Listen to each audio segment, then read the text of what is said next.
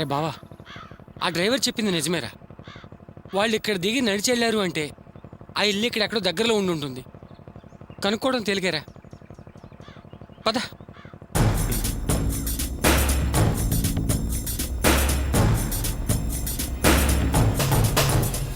ఇలా స్ట్రైట్గా పోనీ.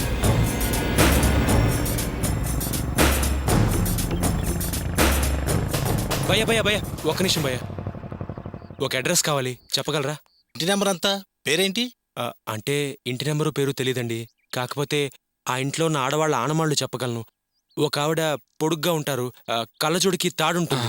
ఇంకో ఆవిడ పొట్టిగా తెల్లగా ఉంటారండి. వాళ్ళ ఇల్లు ఎక్కడో చెప్పగలరండి? ఈ వీధిలో అయి ఉండొచ్చు. ఈ వీధి అని కరెక్ట్గా చెప్పలేం, కానీ ఈ ఏరియా అని మాత్రం తెలుసు. చూడండి బాబు, ఈ ఏరియాలో 20 వీధులున్నాయి. వీధికి 100 ఇళ్ళున్నాయి. అంటే 2000 ఇళ్లకు పై మాటే. అందులో ఏ ఇల్లు అని చెప్పగలం? అడ్రస్ లేకుండా గుర్తులంటే కష్టం. అసలు నెంబర్ ఉంటేనే పాతదా కొత్త అని కన్ఫ్యూజ్ అవుతాం. అలాంటిది మీరు అడిగిన విధంగా కనుక్కోవడం కష్టం. వెళ్ళండి బాబు. ఒరే బావా, అదే పడకరా. అర్చన ఉన్న ఏరియా అయితే తెలిసింది కదా, కాస్త వెనక ముందు దొరుకుతుందిలేరా. నా మాట విను, పద పదరా.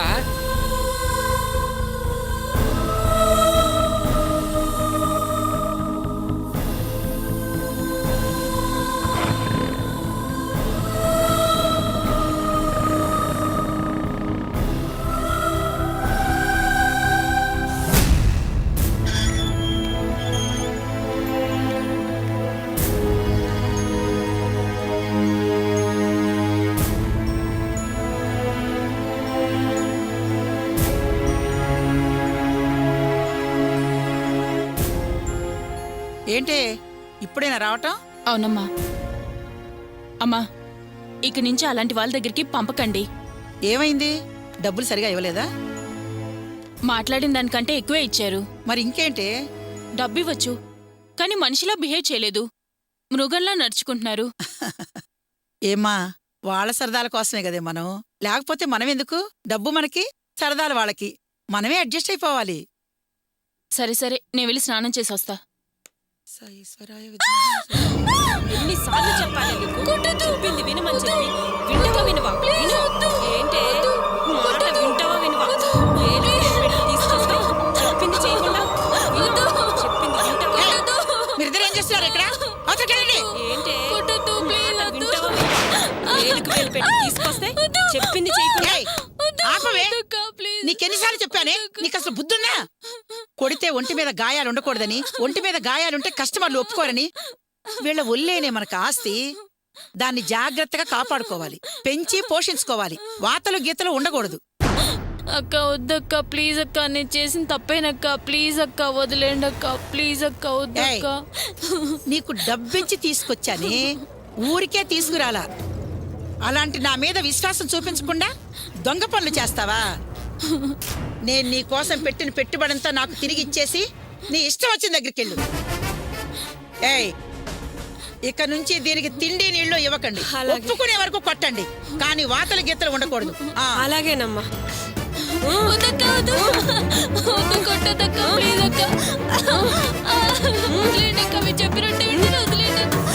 అదెవరికి? కొత్తగా వచ్చిన అమ్మాయికండి. అది నాకు ఇచ్చిన వెళ్ళు.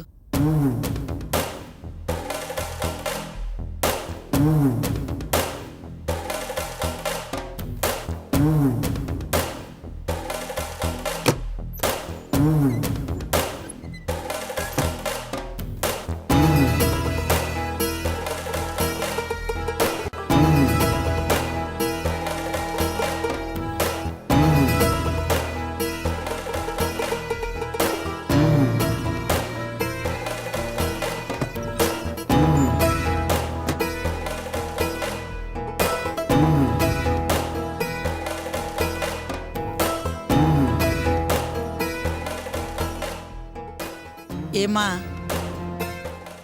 భోజనం చేయనన్నావట? అవును, నువ్విక్కడికి వచ్చిన దగ్గర నుంచి భోజనం చేయటం లేదు, నిద్రపోవట్లేదు. ఎందుకని? ఈ ప్లేస్ నీకు నచ్చలేదా? వయసులో ఉన్న ఆడపిల్లవి, ఇలా పస్తులుంటే ఎలాగమ్మా? ఆరోగ్యం పాడవదు? ఆరోగ్యం పాడైపోతే ఎలాగా? నీ గురించి ఏ వివరాలు చెప్పటం లేదు. సరే, చెప్పకపోతే పోనీ, కనీసం భోజనమైనా చేయాలిగా. కాగితం ఉంటేనే కదమ్మా రాత రాసేది, మట్టుంటేనే కదా బొమ్మ చేయటం. అలాగే ఆరోగ్యంగా ఉంటేనే కదమ్మా మనం ఏదన్నా సాధించగలిగేది. నువ్వు చూడటానికి అందంగా అపరంజి బొమ్మలా మహాలక్ష్మిలాగున్నావు. చూడు, భోంచేయక నిద్రపోక ఎలా వాడిపోయావో. బాగా తిని ఆరోగ్యంగా ఉంటేనే ఆడదానికి అందం అమ్మా. చూడమ్మా, ఇలా తిండి మానేసి ఈ రూములో ఎన్నాళ్ళని పడుంటావు చెప్పు. నీ తోటి వాళ్ళందర్నీ చూడు, నువ్వు కూడా అలాగే కడుపు నిండా తిని ఆరోగ్యంగా ఉండి 4 డబ్బులు సంపాదించుకోవాలి కదమ్మా. ఇప్పుడైనా భోంచేయమ్మా.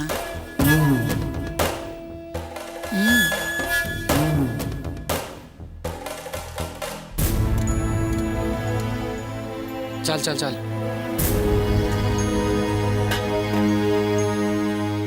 అరే తినరా గోపి, పొద్దున్నుంచి ఏం తినలేదు. అర్చన కనబడకుండా పోయిన దగ్గర నుంచి ఇదే వాళ్ళకు. ప్లీజ్ నా మాట విని కాస్త తినరా. బావా, నాకేం తినబుద్ధి కావట్లేదురా. అర్చన కనిపించేదాకా నాకేమీ సహించదురా. రే, తిని ఆరోగ్యంగా ఉంటేనే కదరా 4 చోట్ల తిరగగలిగేది. ఇలా తినకుండా నీరసించిపోతే ఎలారా? నీకు అర్చన మీద ఉన్న ప్రేమ తెలుసు. నీ బాధనెవరూ మోయలేరు, తీర్చలేరు కూడా. అందుకని అన్నం మానేసి ఆరోగ్యం పాడు చేసుకుంటే ఎలారా? కాస్త తినరా. రే, నన్ను చూడరా. ఇది మా అమ్మతో గొడవపడి ఇక్కడికొచ్చింది. అయితే నేను అన్నం తింటాం మానేసానా? నేను తింటలేదా? నా అదృష్టం బాగుండి ఇది ఇక్కడికొచ్చింది.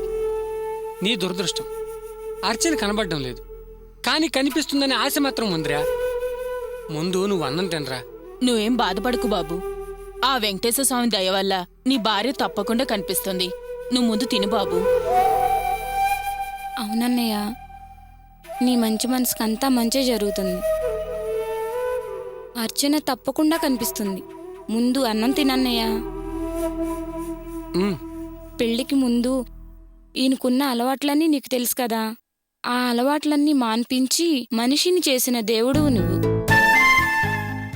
నీకే కష్టమూ రాదు, అంతా మంచే జరుగుతుంది. ధైర్యంగా ఉండన్నయ్య. ముందు అన్నం తినన్నయ్య. బావా, పాంప్లెట్స్ వచ్చేసాయి. పొద్దున్నే పద్మావతి నగర్లో అన్నిళ్లకు వేయించేద్దాం.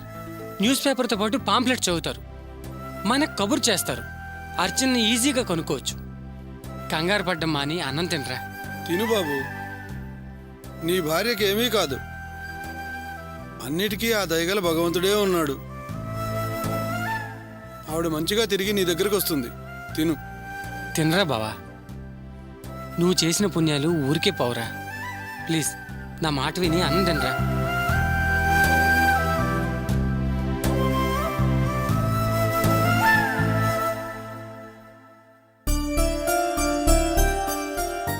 ఎందుకలా ఉన్నావు? కొత్త చోటు కొత్త మనుషులని ఫీల్ అవుతున్నావా? అలా ఏం అనుకోకు. ఫ్రీగా ఉండు, రెస్ట్ తీసుకో. బెడ్షీట్ ఉంది, దిండుంది, కావాలంటే తీసుకో. నీకేం కావాలో అడుగు. ఇది నీ ఇల్లు లాంటిది. ఎవరో ఏమనో ఎవరికి చెప్పం. ఏంటి నువ్వేం మాట్లాడావు? వచ్చినప్పటినుంచి చూస్తున్నాను. ఆ ఏడుపేనా? కనీసం నీ పేరన్నా చెప్పలేదు, ఊరు చెప్పలేదు. సరే, నేను డ్యూటీకి వెళ్తున్నాను, పొద్దున్నే వస్తా. ఒంటరిగా ఉన్నావని భయపడకు. ఇక్కడ నిన్ను ఎవరూ ఏం చెయ్యరు. అసలు తలుపులేసుకోవాల్సిన అవసరం కూడా లేదు. ప్రశాంతంగా నిద్రపో.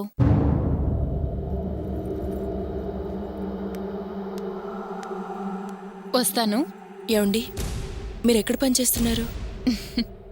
ఎందుకు నవ్వుతున్నారు? మీరు పని గురించి అదే ఎక్కడని అడిగావు కదా, అందుకని. అది ఇలాగే ఆనందించే పని. అలాగా. మీ జీతం ఎంత? అంతా సీజన్ల మీద ఆధారపడి ఉంటుంది. ఓ నెల 3,000, ఓ నెల 10,000, సరాసరి 15,000 కూడా పడచ్చు. మీ అమ్మా నాన్న ఏ ఊళ్ళో ఉంటారు? మా ఊర్లో. నెల నెల డబ్బు పంపిస్తుంటాను. ఈ ఉద్యోగంలో మీరెలా చేరారు? నేను మీలాగే ఏ ఆదరణ ఆధారం లేకుండా వచ్చాను.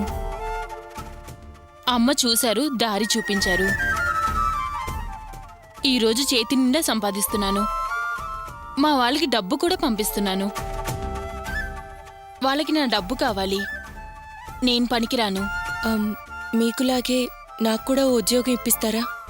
సరే, రేపు అమ్మతో చెప్తాను. వాళ్ళు ఏర్పాటు చేస్తారు. వాళ్ళు నీకు మాత్రమే కాదు, ఈ హాస్టల్లో ఉండే వాళ్ళందరికీ పనిప్పిస్తారు. అమ్మే అందరికీ కులదైవం. నువ్వేం కంగారు పడకు, వాళ్ళు చూసుకుంటారు. సరే, నేను వస్తాను. సరే, రేపు అమ్మతో చెప్పండి. తప్పకుండా చెప్తాను.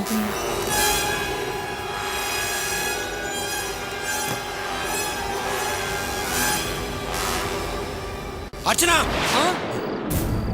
అరే బావా, ఏమైందిరా?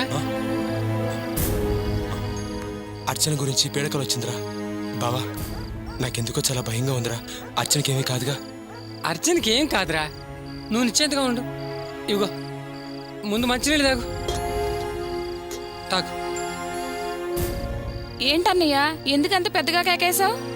ఏం లేదే, అస్తమానం వాడికి అర్చన దేశే కదా, భయం భయంగా పడుకున్నాడేమో. ఏదో పీడకలు వచ్చిందంట, ఉలిక్కిపడి లేచాడు. పాపం, అతనికి ఆ అమ్మాయి మీదే కదా ఆలోచన. అందుకే అలా కలొచ్చినట్టుంది. ఇదిగో ఇప్పుడే వస్తానుండు. అన్నయ్య, మంచినీళ్ళు చాలా? ఇంకొంచెం తెమ్మంటావా? చాలమ్మా, ఇప్పటికే మిమ్మల్ని చాలా ఇబ్బంది పెట్టాను. అయ్యో, అలా అనకన్నయ్య. మీరేమీ మమ్మల్ని అస్సలు ఇబ్బంది పెట్టలేదు. మీ సంతోషమే మాకు ముఖ్యం. ఇదిగో బాబు, ఇటు తిరుగు. ఆ ఏడుకొండల వాడే నీకెప్పుడు తోడుంటాడు. నీ భార్యకేం కాదు, నువ్వు ధైర్యంగా పడుకో. నువ్వు రామ్మా. సరే అమ్మా. పడుకోరా బావా, పొద్దున్నే పేపర్ వాళ్ళ దగ్గరికి వెళ్దాం.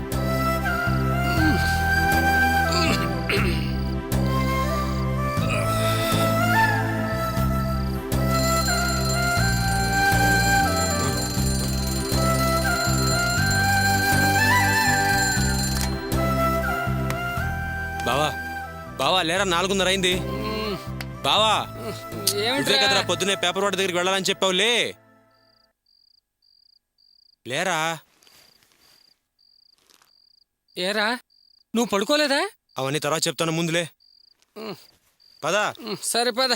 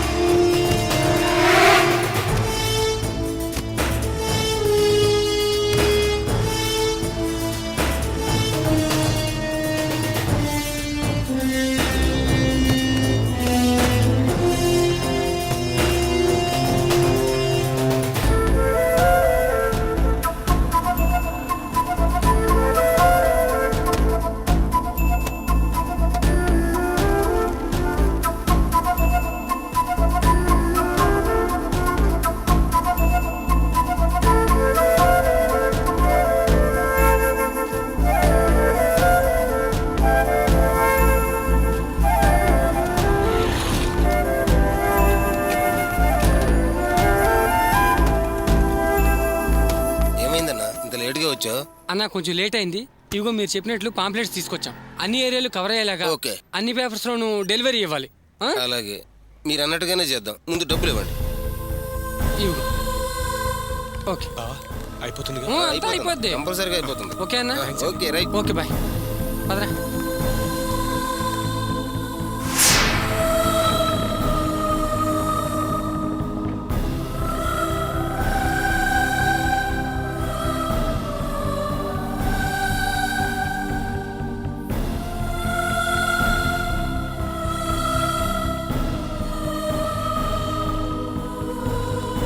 అన్న 2 టీ అన్న.